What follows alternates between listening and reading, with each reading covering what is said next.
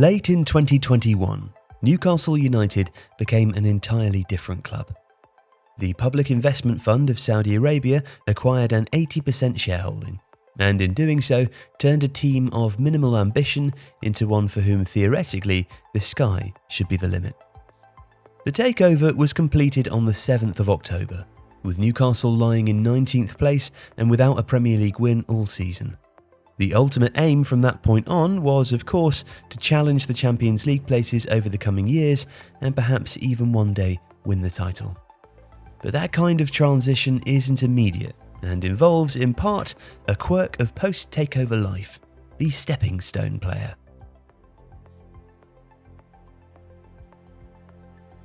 So firstly, what is a stepping stone player? Well, to answer that, it's worth considering what happens to a club immediately after it receives new investment. Its capacity to acquire new players and pay their wages dramatically increases, but its attractiveness to the highest caliber of player does not, at least not in a way that's commensurate. And there are a couple of reasons for that lag. Most obviously, the appearance of wealth in football is rarely trusted immediately. The market, players and agents need time to be convinced of its authenticity, as they are the claimed ambition of any new owners. It takes time to establish that kind of trust. In addition, the newly acquired club may not be playing in the Champions League or even European football at all. Most desirable players are already in positive positions, and so promising opportunities on a delay, such as Champions League qualification within 3 years, is a more difficult sell. And day-to-day factors are important too. While a club might become wealthy overnight, its facilities may not be of good enough standard to attract players used to first-in-class luxury. Those kinds of issues can take years to rectify. Most often, however, the quality of the squad may be the biggest issue, and the lack of the quality to attract desirable reinforcements. Very few players are indifferent to the standard of their teammates, regardless of the salary on offer. A world-class centre-forward is unlikely to want to play for a team that doesn't create chances, for instance, and might be particularly reluctant to starve himself of a supply during a World Cup year. Still, personnel is the easiest weakness to address, but it does require a strategy, and that's where stepping stone players have their place. They are signings made with the hope of immediately improving performance and profile, but with the tacit acceptance that they will have to be upgraded again within just a few seasons. Consider the situation at Manchester City in 2008. City had finished the previous season in 9th place and had been eliminated from both domestic cups in the early rounds.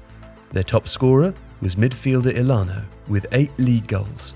And among their top appearance makers were, in no particular order, veteran Joe Luca, Michael Ball, Javier Garrido, Gelson Fernandez, and a 34-year-old Dietmar Hamann.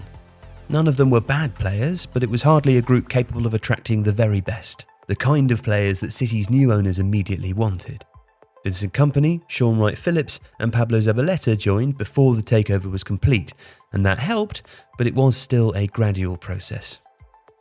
They would sign Robinho in the final hours of the summer 2008 window, but that does seem to have been a fortuitous anomaly. More instructive was the failed attempt to snatch Dimitar Berbatov from Tottenham, and the rebuffed attempt to sign David Villa, then of Valencia. Most famously, City were rejected by Kaká in January of 2009.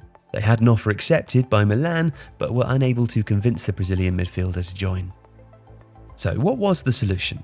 Stepping stone players of short-term value. In January of 2009, City signed Wayne Bridge, Craig Bellamy, Shay Given and Nigel de Jong.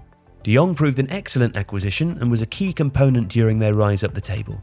But Bridge, Bellamy and Given would play just 132 games collectively, and despite costing in excess of £30 million, would be sold collectively for less than £3 million in the years that followed. It's the kind of deadweight loss that rich new owners can expect. No matter, all 3 players were established names in the division, and all 3 helped establish a credibility which hitherto hadn't existed. City didn't actually improve that season, and they fell a place to 10th and made even less progress in the domestic cups. But their money was evidently real. Bellamy, Bridge and Given demonstrated that the club's trajectory was up, that the money was real, and in recruiting terms, City had established a new base camp with better players now in reach.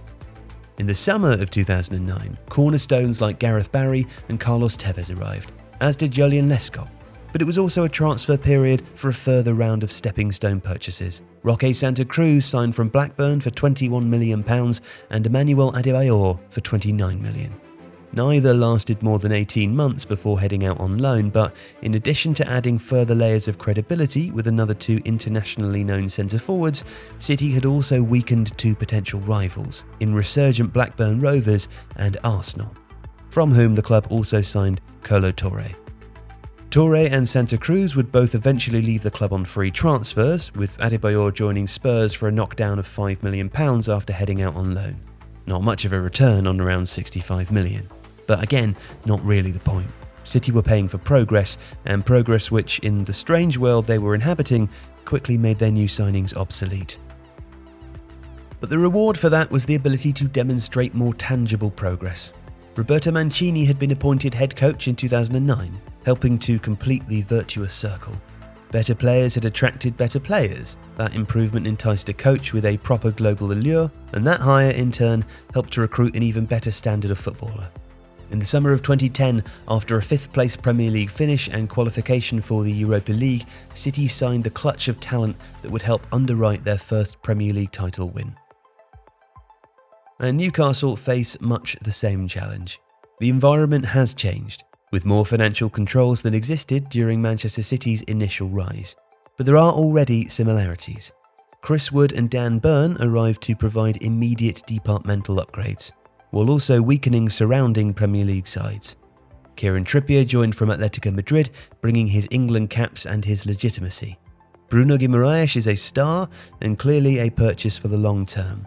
But him aside, these are largely signings made for the journey forward rather than Newcastle's destination itself. If you like this video, please consider subscribing to the channel. The Athletic is where the Ralph Rangnick to Manchester United story broke, where a team of journalists have provided unrivaled coverage of Newcastle United's new ownership, and where dedicated writers cover every Premier League team no matter their place in the table. And you can try it free now for 30 days.